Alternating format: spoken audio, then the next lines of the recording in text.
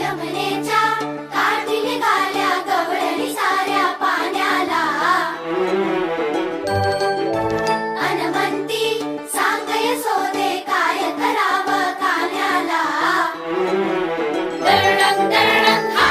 घागरी फोडून जातूया, दही दूध चोरून खातूया.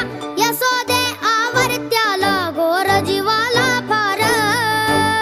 द्वाडलय बोलून छळतोया, द्वाडलय छेडून पळतोया. सावळा पोर तुझा हा रोज करी बेजार.